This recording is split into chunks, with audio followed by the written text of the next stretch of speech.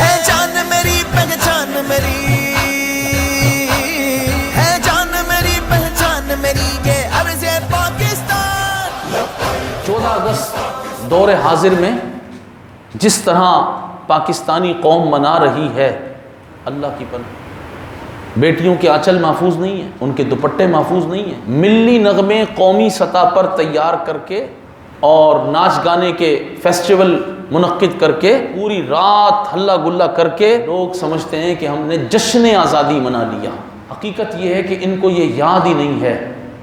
کہ قائد اعظم محمد علی جناح کو ہندوؤں اور سکھوں نے ایک تحفہ بھیجا تھا اور کہا تھا کہ تمہارے لیے ایک تحفہ ہم بھیج رہے ہیں۔ قائد اعظم محمد علی جناح نے جب اس تحفے کو کھول کر دیکھا تو وہ مال گاڑی کی ایک پوری بوگی تھی جس میں مسلمان عورتوں کے اعضاء کاٹ کر ڈالے گئے تھے۔ آج ان ہندوؤں اور سکھوں سے حکومتیں یاری لگاتی ہیں، جپھیاں ڈالتی ہیں،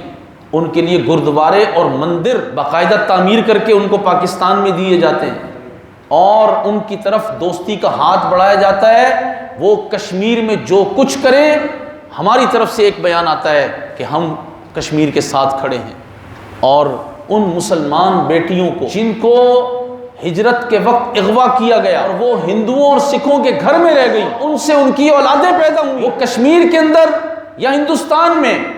اغوا ہو کر وہیں اپنی زندگی گزار گئی، ان کو کیا خراج عقیدت، کیا سلامی عقیدت قوم پیش کر رہی ہے؟ یہ کہ آج مسلمانوں کی بیٹیاں جشن آزادی کے نام پر نکل کر دوپٹے اتار کر وہ ان کے باقاعدہ لباس بن کے بازار میں بکتے ہیں کہ 14 اگست کو یہ لباس پہن کے مسلمان بچیاں جو ہیں وہ آ جائیں قائد اعظم کے مزار پہ، علامہ اقبال کے مزار پہ، بانیان پاکستان کے مزار پہ، اور وہاں آ کے یہ ہلا گلا کریں۔ انہیں یہ خیال نہیں کہ ان مسلمان بیٹیوں کی قبروں کو تو یاد کرو جن کی قبروں کا پتہ بھی نہیں ہے، جن کو قبر نصیب بھی نہیں ہوئی، جنہوں نے اب اس پاکستان کی خاطر اپنے چھوٹے چھوٹے بچوں کو نہروں میں ڈال دیا، کنووں میں ڈال دیا، زندہ بچوں کو درگور کر دیا کہ یہ ہندوؤں کے ہاتھ نہ چڑھ جائیں، یہ سکھوں کے ہاتھ نہ چڑھ جائیں۔ ہمیں بتاتے ہیں ہمارے بڑے کہ گھر سے نکلتے ہوئے جب دیکھا کہ یہ بچے ساتھ نہیں چل سکیں گے تو روٹی پہ تھوڑی سی شکر رکھ کے بچوں کو بہلا دیا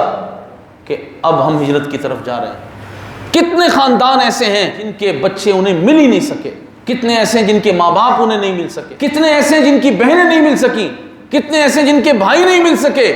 کتنے ایسے ہیں جنہوں نے اپنی سینکڑوں ایکڑ زمین صرف وطن عزیز پاکستان کے لیے چھوڑ دی، اپنی جائیداد چھوڑ دی، سب کچھ چھوڑ کر، تن کے کپڑے بھی پورے نہیں تھے، صرف تہبت باندھ کر بھی بعض لوگ پیدل کئی دن کا سفر بھوک پیاس کی شدت کے ساتھ کرتے رہے، اور پاکستان کی سرزمین پہ آتے ہی نہ انہیں جائیداد یاد، نہ انہیں مال یاد رہا، نہ وہاں پر جو وجاہت انہیں ملی ہوئی تھی وہ یاد رہی، نہ خاندان کے کٹے ہوئے بچے یاد رہے، نہ انہیں ان کی بیٹیاں یاد رہیں۔ انہوں نے پاکستان کی سرزمین پہ آتے ہی سر سجدے میں رکھ دیا کہ یا اللہ تیرا شکر ہے کہ تو نے ہمیں پاکستان عطا فرما دیا۔ انہیں کچھ بھی یاد نہیں رہا، کیوں کہ ان کا مطمع نظر یہ تھا کہ پاکستان کا مطلب کیا۔ آج تو قوم کے منہ سے لا الہ الا اللہ ہی نہیں نکلتا۔ ان کو کوئی سیاسی پنڈت ہو، کوئی سیاسی بچہ جمہورہ ہو، وہ نعرہ لگوا دے تو اس کے نعرے یہ لگا دیں گے، جی بھٹو کا نعرہ لگا دیں گے، یہ جی الطاف کا نعرہ لگا دیں گے، یہ عمران خان جی اس کا نعرہ لگا دیں گے، یہ زرداری جی ہے، نواز شریف جی ہے، یہ اس کا نعرہ لگا دیں گے، مگر پاکستان کا مطلب کیا، لا الہ الا اللہ ان کی زبان سے نکلتا ہی نہیں ہے۔ 74 سالوں سے ان کے گلے کو گھونٹا گیا ہے، اور ان کے گلے میں جہاں سے لا الہ الا اللہ کی آواز آنی تھی، جہاں سے رسول اللہ کی عظمت کی آواز آنی تھی، جہاں سے محمد الرسول اللہ کی صدا آنی تھی، وہاں ان کے گلوں کے اندر اب یہ سیاسی نعرے فٹ کر دیے گئے، ان کی ذہن سازی کر دی، نظریہ پاکستان بلا دیا گیا۔ وہ لوگ جنہوں نے پاکستان کے لیے قربانیاں دی تھی، جو اگر آپ کے بڑے زندہ ہوں تو آج بھی جا کر آپ ان سے پوچھیں کہ آپ یہاں کیوں آئے تھے، تو وہ یہ کہیں گے ہم یہاں زمین کے ٹکڑے حاصل کرنے نہیں آئے تھے، ہم یہاں گھر بار مال و دولت کے لیے نہیں آئے تھے، ہمارے پاس وہاں سب کچھ تھا، مگر ہم رسول اللہ صلی اللہ علیہ وسلم کے دین کی خاطر یہاں آئے تھے۔ ہمیں تو یہ پتا تھا کہ پاکستان جائیں گے تو وہاں کوئی ہندو کوئی سکھ اللہ رب ذوالجلال کے احکام کے خلاف ہم پر زبردستی نہیں کر سکے گا، لیکن پتا چلا جب پاکستان آئے تو خواجہ ناظم الدین سے لے کر عمران خان اور شہباز شریف اور نواز شریف تک جتنے حکمران ہیں ان سب کا وتیرہ یہی رہا، اسلام مخالف ایجنڈے پہ ہی چلتے رہے۔ یہ ختم نبوت کے بھی غدار رہے، ناموس رسالت صلی اللہ تعالی علیہ وسلم کے بھی غدار رہے، انہوں نے کبھی اسلام کو نافذ ہونے ہی نہیں دیا، اور یہ مغرب کا ایجنڈا لائے، یورپی یونین کا ایجنڈا لائے، IMF کا ایجنڈا لائے، ورلڈ بینک کا ایجنڈا لائے، عالم کفر کا ایجنڈا لائے، یہودیوں کا، عیسائیوں کا، سکھوں کا، ہندوؤں کا، سب کا ایجنڈا انہوں نے یہاں قوم پر نافذ کیا، اور قوم کا حال اب یہ ہو گیا کہ قوم کی یہ جو نسل چل رہی ہے ہماری، اس کو تو پتہ ہی نہیں ہے کہ وطن عزیز پاکستان کے لیے قربانیاں دی کیا گئی ہیں۔ پاکستان کا تصور، پاکستان کا نظریہ جو اقبال نے پیش کیا تھا، جو قائد اعظم محمد علی جناح نے پیش کیا تھا، جو بزرگان دین نے پیش کیا تھا، وہ سارے کا سارا ان کے ذہن سے محو کر دیا گیا ہے، مٹا دیا گیا ہے، اور انہیں کچھ بھی نہیں پتا کہ پاکستان ہے کیا۔ گرچہ ہمارے بزرگ کہتے ہیں کہ پاکستان اللہ کے رازوں میں سے راز ہے،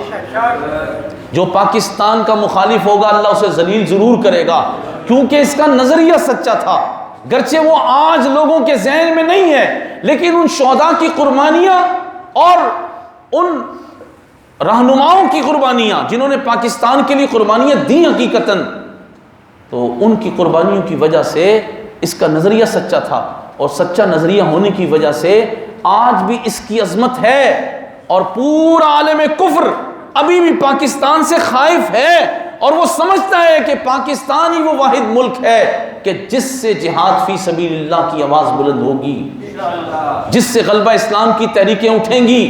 جس سے رسول اللہ صلی اللہ تعالی علیہ وسلم کے دین کو نافذ کرنے کی تحریک پوری دنیا میں اٹھے گی۔ وہ سمجھتے ہیں اس بات کو، اس مٹی کے اندر شہداء کا خون ہے، اس وجہ سے یہاں سے بہت کچھ ہونا ہے، اسی لیے وہ آج ہمیں جکڑنے کی کوشش نہیں کر رہے بلکہ جکڑ چکے۔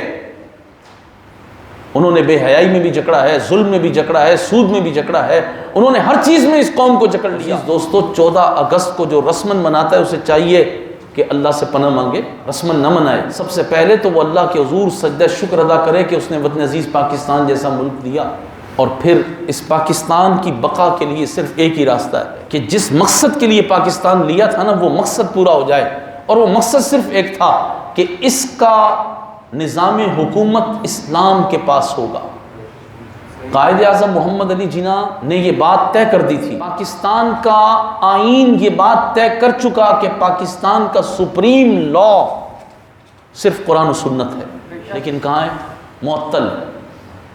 کوئی بھی نہیں کہہ سکتا کہ پاکستان میں قرآن و سنت کو سپریم لا مانا جاتا ہے، بلکہ یہاں ایسے ایسے نظریات پھیلائے جا رہے ہیں کہ جس کا اسلام سے کوئی لینا دینا ہی نہیں بن سکتا۔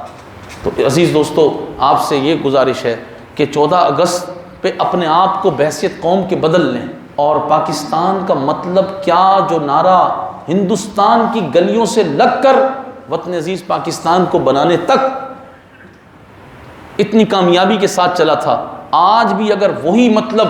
قوم اپنے ذہنوں میں تازہ کر لے اور رسول اللہ کے دین کو حاکمیت اور حکومت دے دے تو انشاءاللہ پاکستان ترقی کر جائے گا، ورنہ پاکستان کی ترقی کی راہیں مسدود کر دی گئی ہیں اور رہیں گی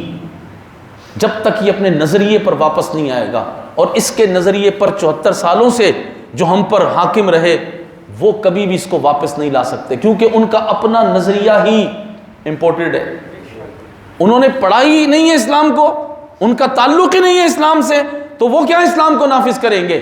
اس لیے اسلام نافذ وہی کریں گے جو رسول پاک علیہ الصلوۃ والسلام کی غلامی کرتے ہوں گے،